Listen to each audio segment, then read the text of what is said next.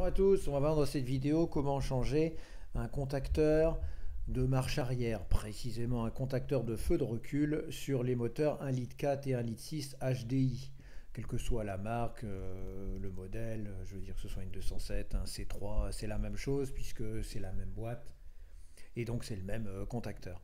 Ça vaut environ une quinzaine d'euros, c'est pas très compliqué à changer, mais encore vaut-il mieux le voir faire pour être tranquille soi-même devant la tâche. Alors, ça se situe, le contacteur est ici, on ne le voit pas très bien, et bien sûr il faut enlever quelques caches. J'enlève le cache moteur, le premier élément de conduit d'air, les deux caches de batterie.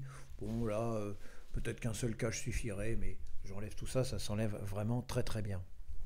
J'ai pris une brosse à dents, un peu de nettoyant frein, j'ai commencé à nettoyer. Et le voici avec la fiche qui est donc insérée. On n'a pas accès facilement, enfin ça dépend comment c'est tourné, mais moi j'ai pas accès facilement à la petite languette qui permet de libérer la fiche. Et donc l'astuce c'est d'utiliser un petit tournevis pour passer le tournevis au pied du contacteur et remonter. Et avec l'autre main, bien sûr, on accompagne, hein, et donc on emporte la fiche ainsi libérée. Voilà. Voici le petit tournevis que j'ai utilisé. Avec une seule main et sans ce petit tournevis, impossible. Et bien sûr, il ne faut surtout pas forcer, hein, sinon vous allez tout arracher. Voici donc le contacteur bien devant nous. Ici, il y a largement la place pour passer une main. Mais de là à passer une clé, c'est pas si simple. L'idéal, c'est d'utiliser une douille de 22, mais pas une douille courte, une douille longue de 22. Encore faut-il l'avoir. Et pour pour réussir à le dévisser par le haut, il faut aussi acheter une rallonge.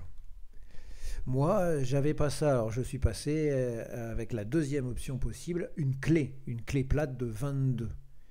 Alors j'avais assez de débattement pour doucement la desserrer, bien sûr en la retournant, hein, pour gagner un peu d'angle à chaque fois.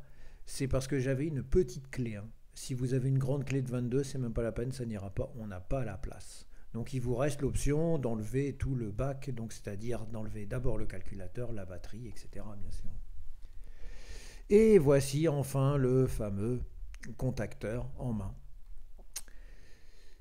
Bien sûr, pour l'opération de remontage, il n'y a aucune difficulté, c'est strictement inverse. Petit conseil, ne serrez pas fort, je ne connais pas le couple, mais il n'y a pas besoin de serrer fort. Vraiment, euh, on va dire un simple serrage à un doigt suffit. Et puis vous testez bien sûr que ça fonctionne en mettant le contact et en enclenchant la marche arrière. Merci pour votre attention, cette vidéo est maintenant terminée. Bon courage pour vos travaux, à bientôt.